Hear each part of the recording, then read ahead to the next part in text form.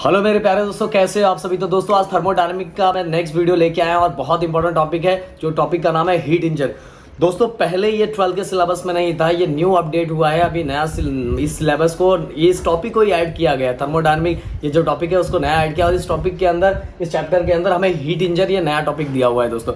और फिर से बता रहा हूँ, अगर गलती से आप इंजीनियरिंग में जाओगे तो ये टॉपिक आपको फिर से मिलने वाला है। बट इंजीनियरिंग में जाने से पहले बहुत सारे क्वेश्चन इससे रिलेटेड हमारे मन में आते रहते थे कि यार ऐसा क्यों होता है। बहुत सारे, अभी तो टॉपिक स्टार्ट नहीं कर रहा हूँ, टॉपिक स्टार्ट करूंगा तो आपको समझ में आ जाए कैसे कैसे क्वेश्चंस, क्योंकि आपको इंजन से रिलेटेड कैसे कैसे क्वेश्चंस आपके दिमाग में आते थे वो हम आगे देखेंगे। क्योंकि जब मैं एक्सप्लेन कर दूंगा तो अपने आप वो क्वेश्चन जनरेट होने लगेगा, अरे हाँ ऐसा ऐसा चीज़ मैं सोचता था, ऐसा क्यों होता था, सब के सब डाउट क्लियर कर दूंगा दोस्तों।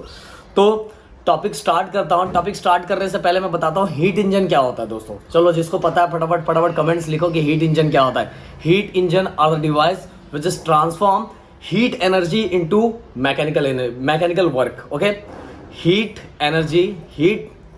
इंजन आर द डिवाइस, वो क्या करता है, transform heat energy into a mechanical work. दोस्तों समझ में आया, टेंशन मत लो। बहुत सारी चीज़ें अभी तो मैं, अगर देखो मुझे अगर शॉर्ट में एक्सप्लेन करना रहता तो आपके बुक बहुत कम दिया हुआ है, बहुत ज़्यादा कम दिया हुआ है, तो मैं उतना ही ख़त्म कर देता। बट मुझे थोड़ा ज़्यादा एक्सप्लेन करना था, इसलिए मैं पहले आपको बता रहा हूँ, फिर जो आपके बुक में है वो चीज़ें आपको बता दूंगा। क्योंकि आपको लिखना उतना ही है, ज़्यादा नहीं लिखना, पर समझना ज़्यादा है दोस्तों।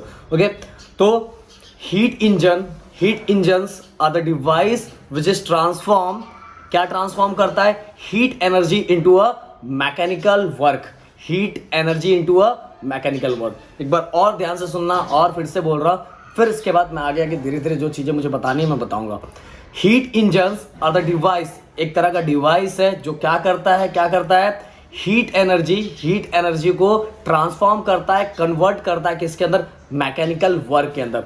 एक बार और आपके लिए दोस्तों, क्योंकि इसी में सब कुछ छुपा हुआ है, इसी के अंदर सब कुछ छुपा है। हीट इंजन्स आर डिवाइस, वो क्या करता है, कन्वर्ट या ट्रांसफॉर्म, किसको ट्रांसफॉर्म कन्वर्ट करता है, किसको करता है, फटाफट बताओ मुझे। हीट एनर्जी को किसके अंदर करता है, into a mechanical work. Okay दोस्तों, ये समझ में आ गया। मैंने बोला कि हीट एनर्जी को मैकेनिकल वर्क में कन्वर्ट करता है। मुझे अभी भी आप लोगों को डाउट होगा यार ऐसे, मतलब मुझे पता है आपके लेवल पे रह के मुझे पता है कि आपको समझ ही नहीं आ रहा होगा कि ये चीज़ कहाँ कैसे होता है। मुझे पता है ये चीज़ समझ में आ रहा है, पर जो चीज़ें मैंने अभी बताई उस पर फोकस करो, धीरे धीरे हम आगे बढ़ेंगे दोस्तों। अब दोस्तों जो हीट इंजन है उसके अंदर 3 पार्ट होते हैं, उसको 3 पार्ट में डिवाइड किया है। पहला पार्ट जो हमारा होता है, ध्यान से सुनना, पहला पार्ट होता है हमारा हॉट रिजर्वायर, बीच वाला पार्ट होता है हमारा वर्किंग सब्सटेंस, और लास्ट वाला हमारा जो होता है कोल्ड रिजर्वायर या तो सिंक। क्या बोलते हैं, कोल्ड रिजर्वायर या तो सिंक।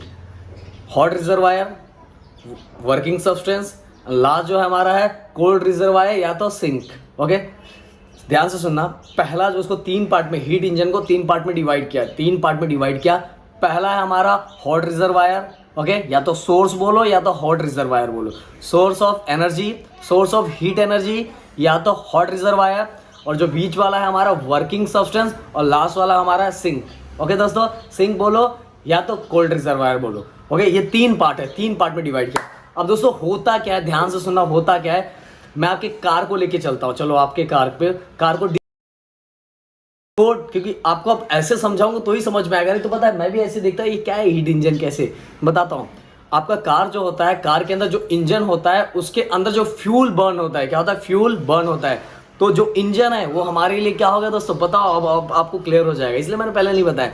जो हमारे लिए इंजन है जहाँ फ्यूल बर्न हो रहा है एट 400 डिग्री सेल्सियस, क्योंकि मैं किसकी बात कर रहा हूँ, पेट्रोल इंजन की बात कर रहा हूँ। तो जो पेट्रोल इंजन है वहाँ जो फ्यूल है बर्न कितने डिग्री पे हो रहा है, 400 डिग्री पे। कितने, 400 डिग्री पे।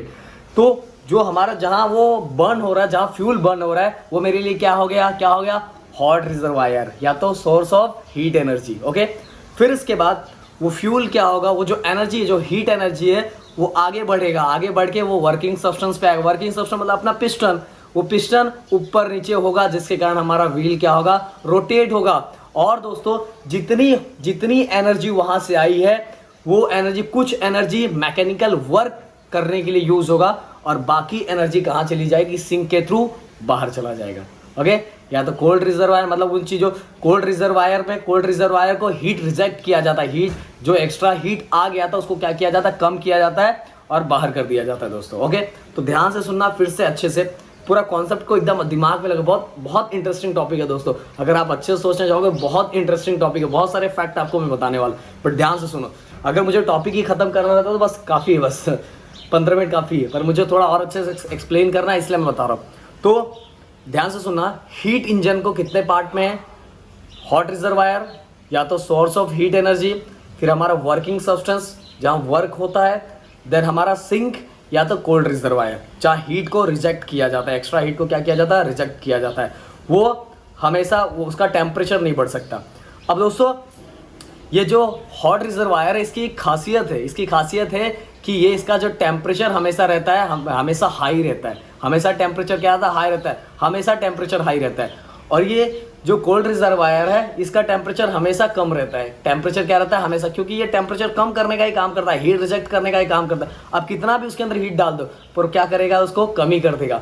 और ये हॉट रिजर्वायर जो है वो क्या करता है, टेम्परेचर हमेशा हाई रहता है। कैसे, मैं बताता हूँ, ध्यान से सुनना, ये चीज़ों पे फोकस बना के रखना, क्योंकि उसका नेचर है, क्योंकि हम वहाँ से क्या कर रहे हैं, हीट एनर्जी ले रहे हैं। क्या ले रहे हैं, क्योंकि वहाँ फ्यूल बर्न हो रहा है, फ्यूल बर्न हो रहा है। अगर मैं डीजल इंजन की बात करूँ तो डीजल इंजन पे जो फ्यूल बर्न होता है वो ग्रेटर देन 700 डिग्री पे होता है। कितना, ग्रेटर देन 700 डिग्री या 700 डिग्री या उससे ज़्यादा बर्न होता है।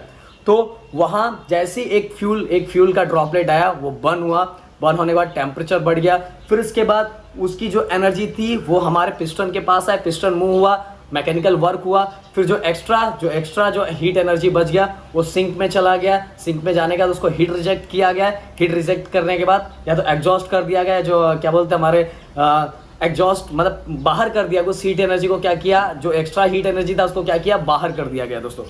अब आपके मन में क्वेश्चन आ रहा होगा दोस्तों, आपके मन में ये भी क्वेश्चन आ रहा होगा कि सर मतलब कि तो सिंक की क्या ज़रूरत है, मतलब सिंक की क्या ज़रूरत है, डायरेक्ट की जो हमारा हीट एनर्जी है, जो हमारा हीट इंजन है, हमारा जो क्या है हीट इंजन है, मतलब जो हमारा हॉट रिजर्वायर है, उसके थ्रू डायरेक्टली हम जो वर्किंग सब्सटेंस उसको एनर्जी दे देते हैं, पूरी की पूरी एफिशिएंसी दे देते हैं, टेंशन ही नहीं ना, सिंक की क्या ज़रूरत है दोस्तों। आपने हमेशा सुना है कि एनर्जी फ्लो करता है हायर टू लोअर, अगर ये लोअर नहीं होता, एनर्जी को फ्लो करना ही पड़ेगा, अगर एनर्जी को फ्लो करवाना है तो डिफरेंस होना चाहिए हायर टू लोअर। इसीलिए हमेशा याद रखना कि जितना यहाँ से हीट आता है वो पूरी तरह से मैकेनिकल वर्क में कन्वर्ट नहीं होता, कुछ ना कुछ बाहर क्या होता है, सिंक में जाना ही, अगर फ्लो नहीं होगा तो वर्क भी नहीं होने वाला है, क्योंकि आपको पता है एनर्जी कहाँ से कहाँ फ्लो होती है, हायर टू लोअर, इसीलिए सिंक की जरूरत होती है। जब मैं अपने टाइम था तो मेरे दिमाग में क्वेश्चन आता था इसकी क्या जरूरत है, मैकेनिकल वर्क ही करना है ना, मैकेनिकल वर्क करना है तो हॉट रिजर्वायर से, जो hot reserve source of heat energy है, डायरेक्ट वो मशीन को दे दो, मतलब पिस्टन को दे दो, डायरेक्ट काम हो जाएगा और पूरा का पूरा काम होगा, एक्स्ट्रा एनर्जी बाहर क्यों कर रहे हैं दोस्तों। एनर्जी फ्लो होने के लिए डिफरेंस चाहिए, एनर्जी फ्लो होने के लिए क्या चाहिए, डिफरेंस चाहिए, और ये डिफरेंस क्रिएट करता है hot reservoir and cold reservoir, और जिसके कारण बीच में क्या होता है, मैकेनिकल वर्क होता है दोस्तों। तो ये भी मैं क्लियर कर दिया। अब दोस्तों आपके मन में क्वेश्चन ये आ रहा होगा, और क्वेश्चन आ रहा होगा कि सर, अब चलो एक चीज मैं बता देता हूँ कि अभी तो मतलब आपके लेवल पे आप ये बोलते होंगे कि जो भी इंजन ज़्यादा हीटेड हो जाता है, ज़्यादा गर्म हो जाता है, उसकी एफिशिएंसी बहुत कम होगी, इसकी एफिशिएंसी क्या होगी, बहुत कम होगी। बट दोस्तों एक जो डिजाइनर होता है, एक जो मतलब जो इंजीनियर होता है इस लाइन का, वो जाके क्या बोलता है पता है, कि ये मेरा इंजन 100 डिग्री पे वर्क करता है, दूसरा के बोलेगा मेरा इंजन 200 डिग्री पे वर्क करता है। तो बताओ किसकी ज़्यादा एफिशिएंसी ज़्यादा अच्छी है, 200 डिग्री पे, क्योंकि जो ज़्यादा हॉट होता है, मतलब जो इंजन ज़्यादा डिग्री पे बर्न करता है फ्यूल को, उसकी एफिशिएंसी ज़्यादा होती है दोस्तों। जैसे एग्जांपल बताऊंगा, diesel engine and petrol engine, diesel engine और पेट्रोल इंजन, जो डीजल इंजन की होती वो एफिशिएंसी ज़्यादा होती है। आपने सुना होगा कि अगर हमें लंबी, जैसे मेरे पास जो कार है वो है मेरा डीजल इंजन, क्या है, डीजल इंजन। तो डीजल इंजन में क्या हो गया कि डीजल इंजन की एफिशिएंसी ज़्यादा है, वो 1 लीटर में ज़्यादा चल सकता है, 1 लीटर में ज़्यादा चल सकता है। पर पेट्रोल एक डीजल में क्या होता है दोस्तों, पेट्रोल एक डीजल में, मैं सॉरी एक डीजल बोल रहा हूँ, 1 लीटर में क्या होता है, कम चलता है। किसके कंपैरिजन में, डीजल इंजन के कंपैरिजन में। क्यों क्या रीज़न है, रीज़न ये है दोस्तों कि जो हमारा पेट्रोल इंजन होता है, पेट्रोल इंजन की इफिशिएंसी क्या होती है, कम होती है। पेट्रोल इंजन की इफिशिएंसी कम होती है किसके कंपैरिजन में, डीजल इंजन के कंपैरिजन में। सर ऐसा क्यों, ये भी नहीं समझ में आया, बताता हूँ, कंट्रोल करो, बताता हूँ दोस्तों। मैंने पहले स्टार्टिंग में बता दिया कि जो डीजल इंजन होता है उसमें फ्यूल को बर्न करने की जो कैपेसिटी होती है वो 700 डिग्री के ऊपर की होती है। और जो हमारा ये होता है पेट्रोल इंजन होता है उसकी कैपेसिटी कितनी होती है, 400 डिग्री। कितनी होती है, 400 डिग्री। जितना ज़्यादा डिफरेंस होगा दोस्तों, देखो और अच्छे समझाता हूँ। ये मान लो ये हमारा हो गया डीजल इंजन, ये हमारा एटमॉस्फेरिक टेम्परेचर है। तो 7, अगर मैं पहले चलो मैं पेट्रोल इंजन की बात करूँ, पेट्रोल इंजन ये जो है हमारा ये 400 डिग्री पे बर्न हो रहा है और एटमॉस्फेरिक टेम्परेचर इतना, तो डिफरेंस इतना है। और जितना कम डिफरेंस है उतना क्या होगा, हीट एनर्जी कम फ्लो होगा। हीट एनर्जी कम फ्लो होगा और हीट एनर्जी कम फ्लो होगा तो क्या होगा, इफिशिएंसी क्या हो जाएगी, कम हो जाएगी। और यही दोस्तों ध्यान देना कि जो हमारा डीजल इंजन है, डीजल इंजन का जो बर्न होने की कैपेसिटी कितनी हो, कितना, मोर देन 700 डिग्री। कितना, मोर देन 700 डिग्री। तो एटमॉस्फेरिक टेम्परेचर का डिफरेंस, सिंक का डिफरेंस इतना हो जाता है। ओके, क्योंकि बाहर जो एग्जॉस्ट होता है बाहर चला जाता है, जो हीट को रिजेक्ट कर दिया जाता है, दोनों के बीच डिफरेंस। और जितना ज़्यादा डिफरेंस होगा फ्यूल उतना ज़्यादा क्या होगा, या तो हीट एनर्जी उतना ज़्यादा क्या होगा, फ्लो होगा। और हीट एनर्जी जितना ज़्यादा अच्छी तरह से फ्लो होगा उस इंजन की एफिशिएंसी उतनी ज़्यादा अच्छी होगी दोस्तों। और समझाता हूँ, और बहुत सारे एग्जाम्पल मेरे पास है दोस्तों, टेंशन मत लो। ध्यान रखना कि ये दोनों में जितना ज़्यादा डिफरेंस होगा उतनी ज़्यादा इफिशिएंसी, उतनी ज़्यादा इफिशिएंस हम बोलेंगे कि वो इंजन उतना ज़्यादा इफिशिएंस है। मैं चलो और अच्छे से समझाता हूँ। मान लो जो मैंने इंजन यहाँ यूज़ किया, जो अपनी कंट्री में यहाँ का टेम्परेचर, मतलब बाहर की जो फॉरेन कंट्री उनके कंपैरिजन में हमारे यहाँ का टेम्परेचर, मतलब कोल्ड कंट्री और एक हॉट कंट्री की बात कर लेता हूँ। तो मैं यहाँ जो इंजन लूँगा, ध्यान देना, तो मेरे इंजन का टेम्परेचर मान लो 400 डिग्री है। कितना, 400 डिग्री है। और मेरा एटमॉस्फेरिक टेम्परेचर क्या है, एक लेवल पे 30, 40, 45 है। तो दोनों में डिफरेंस इतना है। वही इंजन अगर मैं उठा के लेके जाऊँ, अगर वही इंजन मैं कहाँ उठा के लेके जाऊँ दोस्तों, फॉरेन में जहाँ कोल्ड कंट्री है, तो वहाँ का बाहर का टेम्परेचर क्या होगा दोस्तों, बहुत कम होगा। तो इफिशिएंसी और बढ़ गई।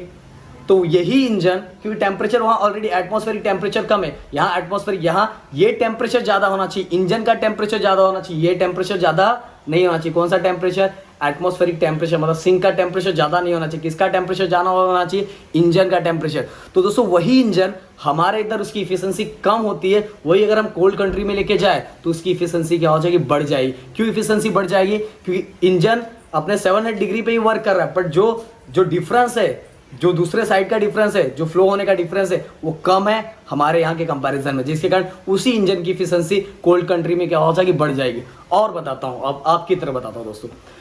मान लो अब आप ये बोलोगे कि जैसे समर सीजन में हम वर्क ज़्यादा कर पाते हैं, समर सीजन में वर्क ज़्यादा कर पाते हैं, ना। समर सीजन में कोल्ड सीजन के कंपैरिजन में, मतलब विंटर सीजन के कंपैरिजन में हम काम कम कर पाते हैं। क्यों कम कर पाते हैं, हमारी एफिशिएंसी कम क्यों होती है दोस्तों, इसको मैं इसी टर्म में बताता हूँ। मान लो फ्यूल, मतलब हमने फ्यूल इंटेक नहीं, हमने फूड इंटेक किया। क्या इंटेक किया, फूड इंटेक किया। और फूड जब इंटेक किया तो दोस्तों ध्यान देना, पहला स्टेप, हाँ, फूड इंटेक किया, फूड हमने क्या किया, इंटेक किया, एनर्जी। अब हमारा जो पेट ये सब है, ये वर्किंग सब्सटेंस है। क्या है, वर्किंग सब्सटेंस। वहाँ ऊपर नीचे हुआ, सब कुछ बना। फिर इसके बाद हम क्या करेंगे, अपने बॉडी से एनर्जी को रेडिएट करेंगे, बाद इमिट करेंगे। जो एक्स्ट्रा एनर्जी, मतलब हमारे अंदर जो एनर्जी एक्स्ट्रा बच गया, उसको क्या करेंगे, इमिट करेंगे। बट दोस्तों अगर बाहर का टेम्परेचर ज़्यादा है, बाहर का टेम्परेचर हमारे अंदर के कंपैरिजन में टेम्परेचर ज़्यादा है, तो हमारी इफिशिएंसी क्या हो जाएगी, कम हो जाएगी। क्योंकि मैंने बताया कि जहाँ से स्टार्ट हुआ उसका टेम्परेचर ज़्यादा होना चाहिए, किसके कंपैरिजन में, जहाँ वो इमिट हो रहा है उसके। क्योंकि इमिट होने के लिए जगह चाहिए ना दोस्तों। डिफरेंस जहाँ से स्टार्ट हुआ उसका ज़्यादा होना चाहिए, किसके कंपैरिजन में, जहाँ एंड होगा उसके कंपैरिजन में दोस्तों। ओके, तो इसीलिए। और विंटर सीजन में क्या होता है, विंटर सीजन में हमने कुछ कहा ऑलरेडी, टेम्परेचर, जहाँ एटमॉस्फेरिक टेम्परेचर क्या होता है, कम होता है। ओके, हमने तो वही चीज़ कहा, पर एटमॉस्फेरिक टेम्परेचर कम होने के कारण डिफरेंस ज़्यादा हो गया। डिफरेंस ज़्यादा होने के कारण हमारे बॉडी की इफिशिएंसी ज़्यादा हो जाएगी। जो काम पहले हम 1 घंटे ही करते थे, बाद में हम 1.5 घंटे करेंगे। ओके, क्योंकि हमारी बॉडी की इफिशिएंसी क्या हो गई, ज़्यादा हो गई। मैंने कार और डीजल का जो बताया दोस्तों, मैं पॉल्यूशन के टर्म में नहीं बता रहा हूँ, मैं इफिशिएंसी के टर्म में बता रहा हूँ। तो बोलोगे सर डीजल इंजन तो बहुत ज़्यादा, मतलब एयर को पॉल्यूटेट करता है। तो दोस्तों मैंने उस टर्म में नहीं बताया, इफिशिएंसी बताई कि इसकी ज़्यादा इफिशिएंसी होती है। तो दोस्तों इतना सारा ज्ञान मैंने दे दिया, मेरे ख्याल से आपको अभी तक मैंने लेसन स्टार्ट नहीं किया दोस्तों, लेसन अभी स्टार्ट नहीं किया मैंने, बस स्टार्टिंग में हीट इंजन के बारे में बताया। और वो अगर आपने एक एक पॉइंट मेरा ध्यान से सुना होगा, एकदम अच्छे से सुना होगा, तो आपको सब चीज़ें क्लियर हो गई होगी। ओके, तो चलो अब चलते हैं लाइन वाइज, एक एक पॉइंट को देखते हैं हम। Heat engines are the device that transform that partly into work और मैकेनिकल एनर्जी। मतलब फिर से बता रहा हूँ वही, heat engine are the device transform, किस में ट्रांसफॉर्म करता है, which is transform heat energy into a mechanical work. किस में करता है, हीट एनर्जी को मैकेनिकल वर्क में कन्वर्ट करता है। अरे दोस्तों टेंशन नहीं लेने का, वही चीज़ें जो चीज़ें मैंने पहले बताया ना, वही एक एक चीज़ आपके बुक में है। उससे देखो बुक में बहुत सारे जगह आप कंफ्यूज हो जाओगे। देखो मेरा वीडियो बंद करो, अभी वीडियो स्टार्ट मार, अभी तो बता दिया आपने, यहाँ तक देख लिया होगा, या तो वीडियो जिसने नहीं देखा होगा स्टार्टिंग में उसको बंद कर देना और फिर इसके बाद बुक उठा के देखो। कसम बोल रहा हूँ कि पूरी तरह से कंफ्यूज हो जाओ, क्योंकि उसमें बहुत सारे पॉइंट को डायरेक्ट लिखा हुआ है, बहुत सारे पॉइंट्स को डायरेक्ट लिखा हुआ है। ओके, तो हीट इंजन के बारे में इतना सारा गाना बता दिया। और automobile engine are familiar example of heat engine, मैंने बता दिया है कि ऑटोमोबाइल इंजन जो है किसका एग्जाम्पल है, हीट इंजन का एग्जाम्पल है। और heat engine are received heat from the source called reservoir and convert some of it into a work. सही बात है, वो हीट कहाँ, मैंने बता दिया कि हीट इंजन जो हीट रिसीव करता है वो कहाँ से करता है, रिजर्वायर से करता है, और वो कन्वर्ट किसके अंदर होता है, वर्क के अंदर कन्वर्ट होता है।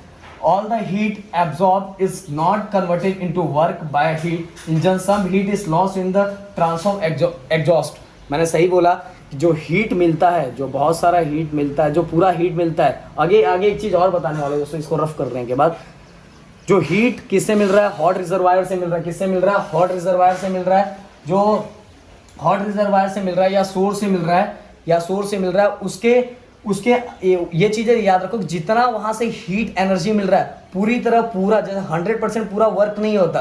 और क्यों नहीं वर्क होता वो मैं आपको बता चुका हूँ, वो चीज़ें मैं बता चुका हूँ, क्यों नहीं, ऐसा डिफरेंस क्यों होना चाहिए। अगर पूरी तरह वर्क होगा ना, पहली बात वर्क होगा ही नहीं, क्योंकि एनर्जी को फ्लो होने के लिए एक हायर टू लोअर डिफरेंस चाहिए। तो दोस्तों इसीलिए कुछ वर्क होने के बाद एनर्जी क्या होता है, आगे की तरफ फ्लो होता है, बीच में वर्किंग सब्सटेंस होता है, जिसके कारण क्या होता है, वर्क हो जाता है और बाकी एनर्जी कहाँ चला जाता है, सिंक के पास, डिफरेंस जो क्रिएट रहता है। ओके, डिफरेंस के कारण ही एनर्जी फ्लो होता है, तभी बीच वाला वर्क होता है दोस्तों। A typical heat engine has the following elements, मैंने बता दिया, वर्किंग सब्सटेंस जहाँ वर्क होता है, it is the working substance that absorb heat and does work, और बता दिया मैंने, वही बहुत बताया मैंने, जहाँ क्या होता है, वर्क होता है, जहाँ वर्किंग सब्सटेंस, जहाँ काम होता है, पिस्टन ऊपर नीचे होता है। Hold hot and cold reservoir, hot पता चल गया, बताओ हॉट रिजर्वायर कौन सा था, engine, cold reservoir sink. Okay, the hot reservoir is the source of heat at a high temperature TH. It is also called as a source. The cold reservoir absorbs large amount of heat from the working substance. Working substance बीच में यहाँ से वहाँ जाता है, जो heat को क्या करता है, जो एक्स्ट्रा हीट को क्या करता है, रिजेक्ट करता है। मैंने पहले ही बता दिया, इसका जो टेम्परेचर है, हॉट रिजर्वायर का जो टेम्परेचर है वो कभी कम नहीं हो सकता। जैसे ही एक ड्रॉप बर्न हो गया फिर से दूसरा ड्रॉप आ जाता है, उसका टेम्परेचर एक लेवल पे कांस्टेंट बना रहता है। ओके, क्योंकि और अपना गाड़ी मूव होता रहता है, और दूसरी जगह पे इसका टेम्परेचर हाई नहीं हो सकता, क्योंकि इसका टेम्परेचर लो करने का ही नेचर है दोस्तों। एक्स्ट्रा हीट को क्या करता है, रिजेक्ट करता है। भाई तू आते रहे, मैं इसको तेरे को ठंडा करता रहूँगा। ओके, तो at a constant lower temperature it is also called as a sink, बता दिया मैंने। अब cylinder with the frictionless and massless piston, cylinder किससे, सिलेंडर विद द फ्रिक्शनलेस और massless piston. Heat engine are two basic type. देखो कहीं जो combustion होता है वर्क का, वो बाहर होता है और कहीं अंदर होता है। स्टीम इंजन और जो हमारा पेट्रोल एंड डीजल इंजन है वो है इंटरनल कंबशन इंजन। ओके, जो स्टीम इंजन है वो है हमारा एक्सटर्नल कंबशन इंजन। तो दोस्तों मैंने इतना बता दिया, ये सब चीज़ें मैंने पूरा एक्सप्लेन कर दिया। और कुछ चीज़ें हैं जो आपके बुक में एक डायग्राम दिया है, तो मैं पूरा डायग्राम ड्रॉ करके लास्ट में जो एफिशिएंसी है, जो चीज़ें मैं मतलब जो मैंने स्टार्टिंग में सब चीज़ बता दिया दोस्तों, पूरा कहानी मैंने बता दी पूरी स्टोरी की तरह। अगर आपने पूरा फोकस लगा के रखा हो तो मुझे इसको रफ करना पड़ेगा नेक्स्ट ड्रॉ करने के लिए। तो चलो मैं रफ करता हूँ और फिर ड्रॉ कर। तो दोस्तों अभी तक के जो वीडियो में हमने देख लिया कि हीट इंजन के बारे में बहुत सारी चीज़ें देख ली, और नेक्स्ट मैंने पूरा लिख दिया, आपको दिखाई दे रहा होगा, जगह की बहुत कमी है इसलिए बहुत पास में मैंने लिखा है, तो प्लीज़ इसके लिए सॉरी। दोस्तों वो चीज़ें जो मैंने आपको स्टार्टिंग बताया वही सब तो अभी इसमें दिया हुआ है। हीट इंजन जो है, अब देखो वही चीज़ें जो मैंने स्टार्टिंग में सब कुछ बता दिया था, वही सब चीज़ें आपके सिलेबस में, आपके बुक में वही सब चीज़ें लिखा है, उसी का मैंने यहाँ लिखा हुआ है। Let QH be the heat absorbed by the working substance। जो वर्किंग सब्सटेंस है जो हीट एब्जॉर्ब करता है वो QH है at the source, and the QC be the heat rejected by the sink। Okay, QH ये क्या कर रहा है, QH मतलब हीट एब्जॉर्ब किससे कर रहा है, सोर्स से, एंड QC मतलब heat rejected by cold reservoir.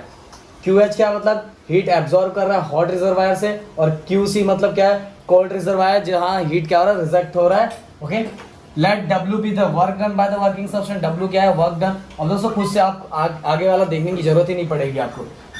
मान लो जो वर्किंग सब यहाँ से जो हीट एनर्जी रिलीज हो रहा है वो, मान लो हम एक नंबर लेके चलते हैं, 100 हो रहा है, मान लो 100 हो रहा है, और ये 100 जो हो रहा है, और यहाँ कोल्ड रिजर्वायर पे जब वो पहुंच रहा है तो 60 हो गया। कितना हो गया, 60 हो गया। तो बताओ वर्क डन कितना हुआ। तो जब 100 को कोल्ड रिजर्व मतलब यहाँ टेम्परेचर मेजर करते हैं दोस्तों। मान लो यहाँ 100 डिग्री टेम्परेचर है, यहाँ कितना 100 डिग्री टेम्परेचर है, यहाँ 60 डिग्री टेम्परेचर है। तो अब बीच का 40 डिग्री किधर गया, तो बीच का जो 40 डिग्री यूज हो गया वो किसके लिए यूज हो गया, यूज हो गया, वर्क डन के लिए यूज हो गया। तो दोस्तों ऐसे ही हम ऐसे क्या फाइंड करते हैं, वर्क डन किसका, मतलब इस इंजन का क्या फाइंड करते हैं, वर्क डन फाइंड करते हैं। कैसे हुआ दोस्तों, सबसे पहले यहाँ मान low temperature in the form of temperature हम करते हैं। यहाँ 100 डिग्री था, यहाँ कितना था 60, यहाँ कितना 60, तो बीच का 40 कहाँ गया, 40 यहाँ यूज हुआ जो इंजन को वर्क करवाने के लिए। तो हमें पता चल गया कि वर्क डन कितना हो गया, इसीलिए यहाँ लिखा हुआ है दोस्तों, ध्यान देना, the net work in operating cycle using the first law of thermodynamic. Okay, ध्यान दो दोस्तों, यहाँ देखो QH मतलब ये वाला, ओके, हीट जहां से हम लोग क्या कर रहे हैं, सोर्स से जो हीट ले रहे हैं। QC मतलब ये वाला, ओके, जब ऊपर वाले को नीचे से माइनस करेंगे तो हमें पता चलेगा वर्क डन कितना हो गया। सही बात है ना, जो बीच का हमें जो पहले मान लो 100 था, बाद में 60 बताओ, 100 माइनस 60, तो हमें पता चलेगा वर्क डन कितना हो गया, 40 वर्क डन। जो बीच वाला टेम्परेचर बच गया, टेम्परेचर किसके लिए यूज हुआ है, हीट इंजन के लिए यूज हुआ, पिस्टन को मूव करने के लिए यूज हो गया, खत्म हो गया वहाँ। तो दोस्तों इससे हमें पता चला, इसलिए माइनस किया। बहुत सारे बच्चे कंफ्यूज हो जाते हैं, उसको रट्टा मार लेते हैं। तो यहाँ ये भी मैंने बता दिया, इसको माइनस क्यों किया गया है, क्योंकि इस वाले टेम्परेचर और इस वाले टेम्परेचर दोनों को माइनस किया, हमें पता चल गया जो वैल्यू बची वो हम कैलकुलेट कर लेते हैं कि इतना एनर्जी किसके लिए यूज हुआ है, इस वर्किंग सब्सटेंस के लिए यूज हुआ है। अब दोस्तों थर्मल इफिशिएंसी के बारे में मैंने बता दिया था, बहुत बड़ा गाना गाया मैंने, बताया था सबके बारे में, वो इंजन के बारे में, कोल्ड कंट्री हॉट कंट्री सब मैंने बताया। ओके, तो अब आगे यही है, द थर्मल इफिशिएंसी ईटा। ये क्या हमारा ईटा आपको दिखाई दे रहा होगा, यहाँ देख लो क्योंकि बहुत पास में लिखा हूँ मैं, eta of the heat engine defined as. Okay, अब इफिशिएंसी कैसे फाइंड करेंगे दोस्तों, मैं बताता हूँ। मान लो यहाँ से जो भी हीट एनर्जी निकली, और वो हीट एनर्जी दोस्तों ध्यान से सुनना, जो भी हीट एनर्जी यहाँ से निकली और हीट एनर्जी इसके अंदर, इसलिए देखो W जितना भी वर्क हुआ होगा, वर्क मतलब आपको पता है, ये दोनों का हम क्या करेंगे, ये दोनों का माइनस करेंगे।